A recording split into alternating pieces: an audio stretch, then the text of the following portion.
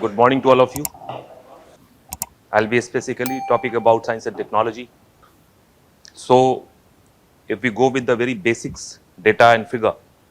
So, whenever we talk about prelims examination, then the number of question is somewhere around 15. And you know that how many questions that you have to get correct. I mean, you have to get around 45 question correct. If you go with the last year cutoff of the prelims, if you have 44 question correct, you are through the prelims, you are writing the main examination, right? So the cutoff is around 44, 45 question, 46 question, let's say. And then you see that science portion in the prelims is 15 question. Sometimes people wonder that why these science questions are increasing in number. Because I am preparing for UPSC examination, CSE IAS examination. And what could be the role of this science into the bureaucracy? For that, first of all, you need to understand the scheme of the examination. From 2011, what happened? The scheme of the examination was changed. And then Indian Forest Service and this IAS exam, the prelims of both has been combined. 2011, before, Indian Forest Service didn't have any prelims examination. The number of applicant was less. So they were, directly put into the main examination. But when the number of applicant increased into the IFS, Indian Forest Service, they had to put prelims over there. And if you understand the nature of the IFS, that is Indian Forest Service, there only science graduate can write this examination. Only science graduate, with 2 optional coming from science background. You get my point? And now the prelims is there for both IAS and Indian Forest Service. That is why in 2011, when the prelims was combined, the science and environment, these 2 things took the center stage. And even every year, if you look into the prelims examination, you will find it that science and environment together it constitute around 35 questions. Am I saying wrong? You are the better judge.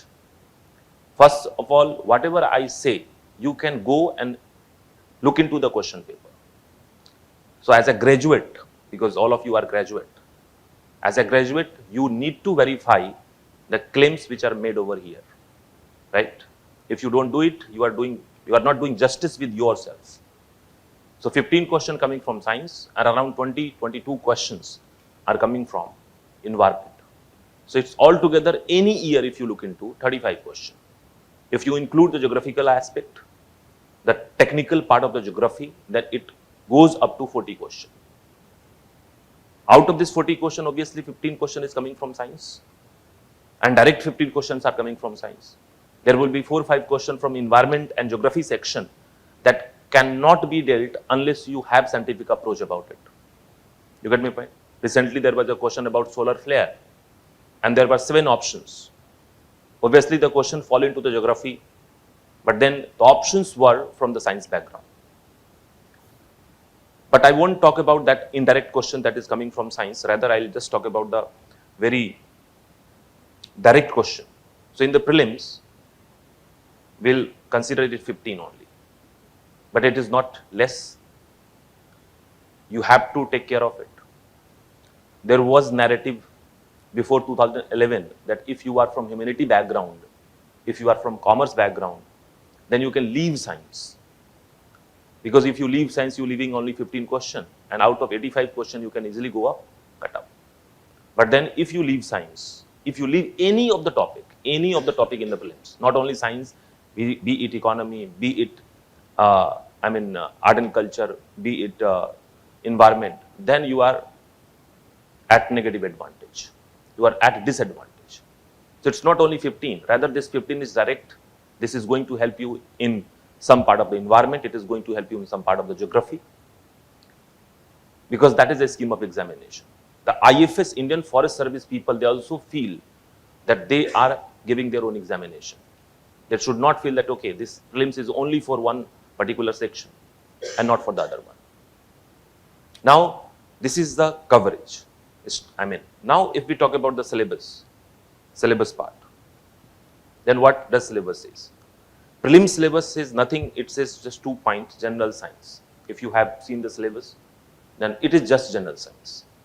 And whenever the term general science comes into the play, the normal understanding of the general science is biology, physics, chemistry.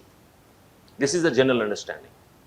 But I'll tell you that if you prepare the biology, physics, chemistry as a general science, then you won't be able to crack more than 1 or 2 questions, not more than that. So this general science is very confusing. There is no syllabus let down into the prelims, and it's just general science, and you have to understand what is general science.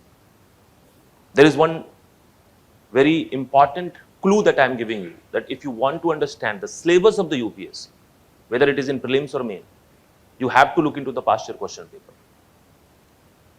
The first and second guide of this examination should be syllabus and the question paper. And the third guide can be anybody, right? Wherever you are taking the classes, wherever you are having your confidence in the teacher, that person can be third guide, not the first guide. The first guide is always syllabus, second guide is always past year question paper, because that gives you the direct insight that which kind of question they are asking, what general science means for them. You scan through 15 questions which that has been asked in this year examination, and you get an idea that what general science means, right? So I'll tell you what general science is. The general science is nothing but all the thing which has been written into the main examination.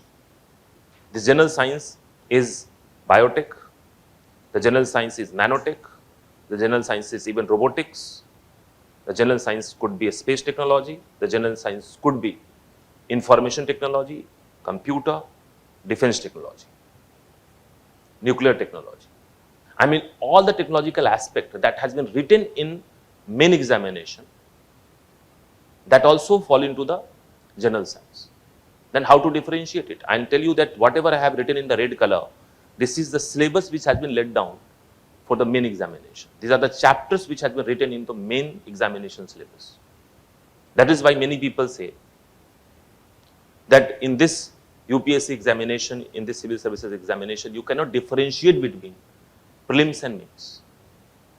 There are many topics that you have to prepare collectively as a whole, and then you see that okay, the questions are coming from a particular topic both in prelims and main examination, right? So first of all, we need to understand that what exactly we are going to study in prelims. So what will be our syllabus? Our syllabus will have the basics of biology, physics, chemistry. That is general science, the basics of it. There also I'll tell you one thing, that basics of biology, physics, chemistry doesn't mean that in chemistry we are going to discuss about how to balance the reaction. What is the formula of calcium carbonate? These are the futile things that you can do. If you look into the UPSC question paper, they never ask any such question. Even they have to write the calcium carbonate, they will write in the word calcium carbonate. They won't write CaCl3 or CaCO3, right? They won't write it. So the thing is that don't fall into that thing. Reaction, you don't need to remember it. So non-science background student feel easy because there is nothing like science as per that you need to cover up. So what exactly we are going to do it in physics, chemistry and biology? In biology, your focus should be the human health, the public health. You get my point? In this pandemic area, this has become very important. You need to have a very good understanding about human immunity system, how our immunity work. What are the aspects of the human health? What kind of vaccines we have? How we are dealing with the pandemic? What kind of major disease that is affecting human civilization? So these are the area you have to focus on. And for that you study a lot of things. Any disease which come into the news, nowadays the heart disease is coming in the news because many celebrities are dying of just because of the cardiac arrest. Then you have to use your sense, and then you have to understand that what is cardiac arrest, what is heart attack, what is cardiac failure, is there any difference between these three? What is bypass surgery? How do we put a stent? These are the very common things that we see and look into the newspaper. And as an aspirant, we need to know about it. So it's not like a core biology, like we have to study digestive system, then respiratory system, then circulatory system. Rather, we have to pick the things. You get my point? In physics and chemistry, there is something called everyday physics, everyday chemistry. In everyday chemistry, what we study? Fuel chemistry, food chemistry. There are preservative in the food. You need to know about it.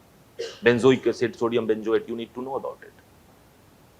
There are different types of fuel we use it, like CNG, PNG, methane, LPG. These are the very common thing.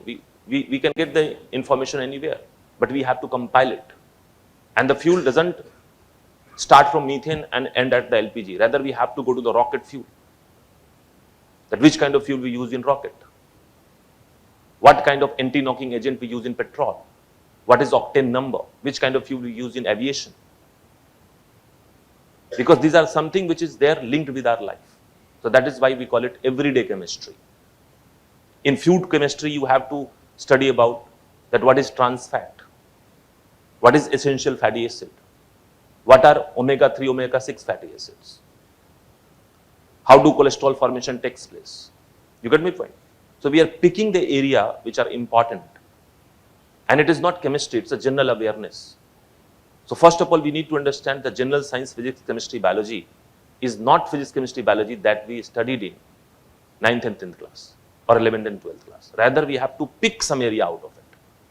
But then there is something which is prerequisite that to get a good grasp of it, you have to cover up NCERT, 9th and 10th. And we all have read it. Everybody over here is sitting after passing 10th class, right?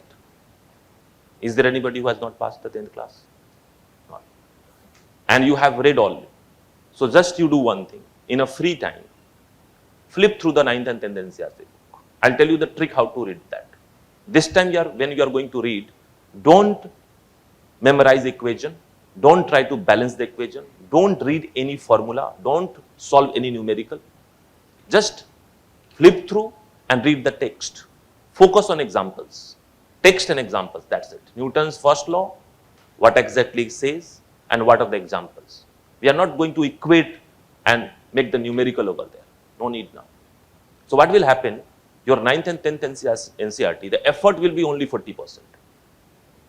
In 10th and 9th class, you have given 100% effort, but now it will be only 40% because you are eliminating numerical, formula, question answer, activities, you are all eliminating. You are just reading the text and examples. That's it.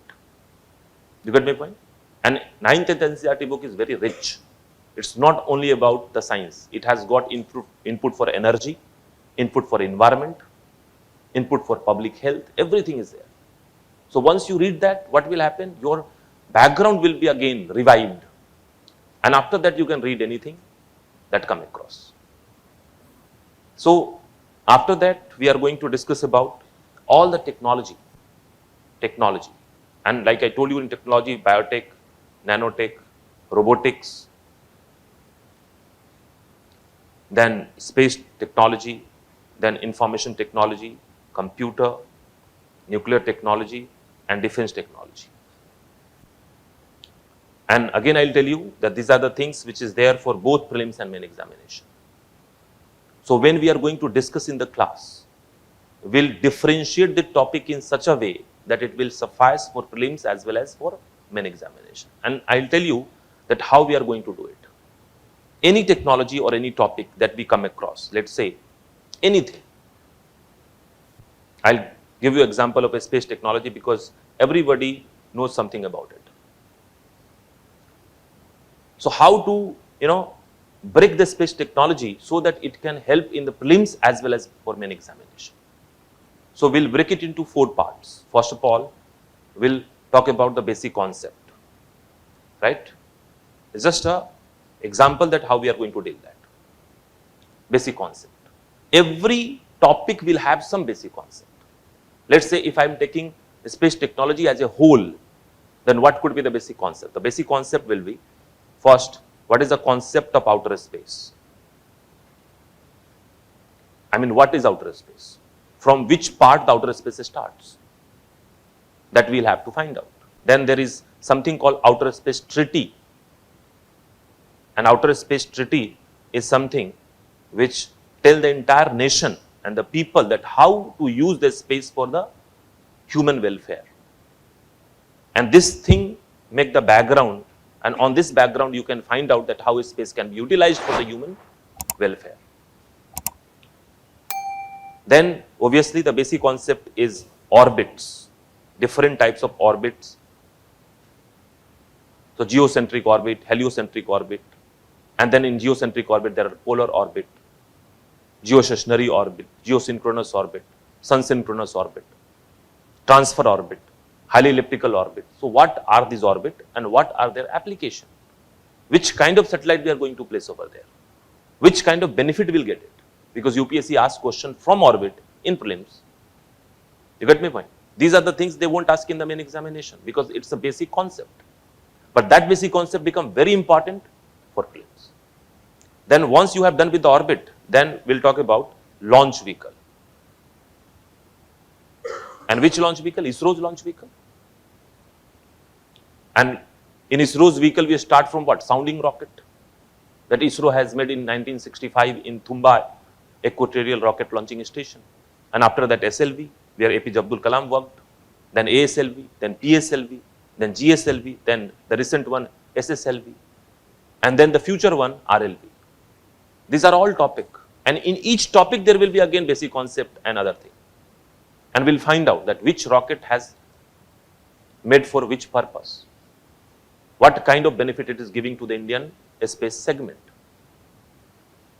And obviously, the question can be framed around it. And once you have done with the entire launch vehicle, with the focus on PSLV and GSLV. You know that how GSLV is important because the Gaganyaan, the human space flight will be there in the space onto the GLV itself, GSLV. And then we'll talk about satellite structure. So a basic satellite structure, that what is a satellite, what kind of equipment, what kind of parts the satellite can have, and how the satellite communicate with the ground station, what is telemetric operation, which kind of wave we use it. You get my point? So all the telemetric and wave and satellite application that can explore it over there. And I'll tell you that if you look into the question paper, a past 10-year question paper, you will find that from a space technology, the question they have been asking, majority of the question will fall from the basic concept of it. Because basic concept is basic only, right? It's a general science. What UPSC think of general science? General science means something which is very general. And you are a UPSC aspirant. So for UPSC aspirant, the concept of orbit is very general. You should be knowing it. They consider it as a general science. Now, once the basic concept is done, then we'll come down to the second part of the space technology, that is called application. Application. And the application is sectorial application. And we divide it, we break it into the different part. And the application could be, let's say, I'll tell you, the application could be remote sensing. Remote sensing. So one application is remote sensing. And again, remote sensing, we'll discuss in the class that what is remote sensing, what are the different types of remote sensing, what are the benefit of remote sensing, what are the different satellites that we have launched for the remote sensing. Everything about remote sensing will cover up. Then we have satellite communication, like you watch television, DTH, and that is satellite communication. One of the satellite communication. The VSAT, the people are connected to this class at the different location of India. They are also falling under the VSAT program, and that is basically satellite communication. So we'll understand it, each and every aspect of it. That what kind of transponder we use, what is C-band transponder, what is Ka-band transponder, what is Ku-band transponder, why a small antenna is being used into the DTH, why big antenna is being used in S-band transponder, what kind of benefit it gives. You get my point? Everything. And then we come down to what? Navigation satellite. I'm just breaking one area. And navigation satellite, you know that GPS at the global level, and we have developed something called Navik India. So what is GPS and why India has to develop Navik if the GPS is freely available, and the motive behind developing Navik and what kind of satellite, what kind of benefit we get it from there. And it's not only that GPS is the only thing that we have. GPS is there, GLONASS is there, Galileo is there, Compass is there. These all are the global navigation system where the coverage is all through the world. And still India has to develop something which is at regional level, because it has implication with the defense aspect. So we'll have to explore it. Not only the technological part, but the applicational aspect also. Then we come down to what? The next one, that is called weather satellite. Weather satellite. Then we come down to something called experimental satellite. Experimental satellite, like you must have knowing about it, that India has launched a satellite called AstroSat in 2015. It was India's first astronomical satellite. The satellite with the telescope, and this telescope will basically try to understand the celestial phenomenon occurring inside the deep space. Like James Webb telescope, America has launched a very smaller version of it, India has launched in 2015. And the next one we are going to launch is ExpoSat. The next one, in the next 2 years, we are going to launch it. So we have to know about it, right? And at the last, we can talk about a space mission. A space mission. And we have a lot of space mission. The most important is Gaganyaan. We'll have to understand each and every implication of it. Our Chandrayaan 2 was a failure. Then for that, Chandrayaan 3 is going to fulfill the objective of the Chandrayaan 2 that could not be completed. We have Mangalyaan 2 on the way. We have Venus mission on the way. So all these things we have to cover up. And I'll tell you that basic concept and application. Here, just understand this, that this area is more for prelims and less for main. And this application is prelims and main are equal weightage. You get my point? Application aspect is both for prelims and main examination. Like 3 years back, they asked one question that in which of the following the remote sensing can be used, and there were 4 options. You have to, select the correct one. And I'll tell you that UPSC plays a trick, and the trick is that they don't give you multiple choice question. They give you multiple query question. There is a difference between two. Multiple choice question can be made only based on the memory. You have it, you will get it correct. But when it comes down to multiple query question, when there is one topic, out of this one topic there are 4 statements, 5 statements, even 6, 7 statements, and then you have to select either correct one or incorrect one. Then only memory will not work. You need to have a very sound concept on that. That is why we focus not only on memorizing things, rather we focus on conceptualizing the thing. Now, it's not over yet, because it's just basic concept and application. The next area that we differentiate is called issues and concern, ELSI. ELSI. And the ELSI is what? ELSI is economical, environmental, ethical, legal, social issues. Any issue.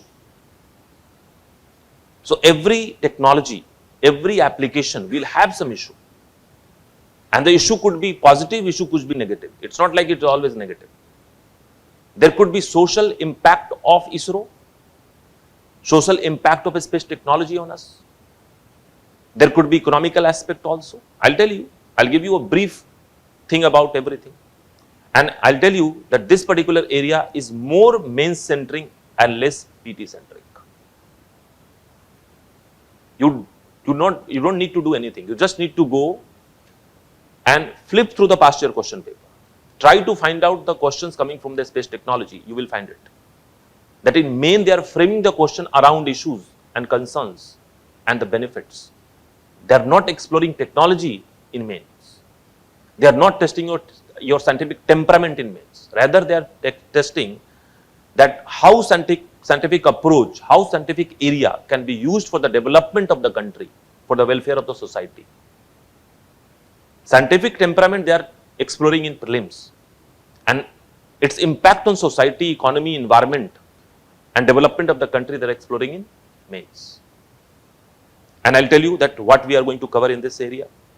We'll talk about social aspect, that how ISRO has contributed in social upliftment. You get my point? Now some people wonder that in science social upliftment, obviously you have to read about it. Your remote sensing is one such aspect that basically plays very important role in infrastructural development in the country. Nowadays the government claims that we are making road by,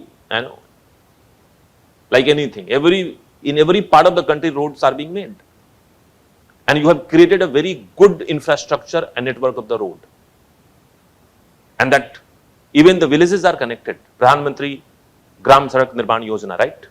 And they use remote sensing data to map the road, and that is why we are able to do the survey thing in a few hours only. When this remote sensing was not there, the survey was done manually. The people will go and they will find out that how road to be let down. But now we are doing it from the sky. There is an eye in the sky that is called remote sensing satellite. They scan the entire ground and they find out that how to do it. Scientists on the table, they are basically mapping the road, and then we go and made it. That is why, even the road is not planned by remote sensing, but then we are keeping eye onto the road, that how the road is being made and in what condition the road is there. If you go all across India, you will find road in a good condition. That was a long back story, that the road used to be in a very bad condition. But nowadays, all across India, you find the roads are fairly in good condition. Why? Because we are keeping eye onto the road condition through remote sensing satellite. Even a small pothole that can be seen from the sky. Like we always say, the technological advancement will eliminate corruption, and it is doing it. So it is, you are making a road into the rural area. It is social development, because through the road, what will happen? The youth from the village can come to the city to get the employment, to get the education. The access to the city facility will be easy. Medical facility will be easy. The farmer into the village, they will be able to sell their product into the market. The access to the market will be easy. You have to connect it. So you will understand the social aspect. There is something called social issue also. And you have to connect it to the space technology. You got my point? Second thing, economical development. How ISRO has contributed in economical development of the country. Again, I'll tell you, I'll just give you one example. There will be many examples, I'll give you one. DTH.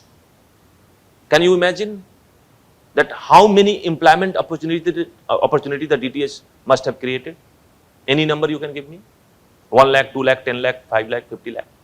This DTH, where you basically get the service by paying some charges, starting from the actor and actresses in a television serial, to the person who come down to your place to put the antenna at the place, this employment opportunity has been created, isn't it? And what we expect for the economic development in the country? Employment opportunity, money transaction, GST, tax. And this all is being churned out by just one aspect, that is called DTH. And there are many such aspects. And you must be knowing that India is basically selling the PSLV services to the other country also. We launched the satellite from the other country. We have launched around 350 satellites from the other countries.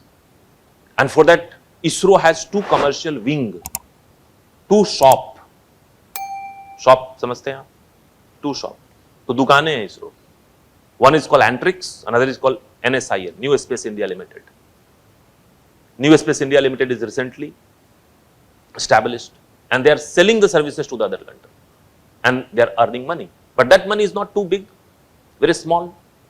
But this economic aspect, DTH, VSAT, these are basically creating employment opportunity, and it is churning out lots of money. You see, basically it is also attracting the FDI, the investment into the Indian market.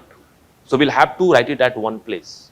Then, if we talk about then defense application,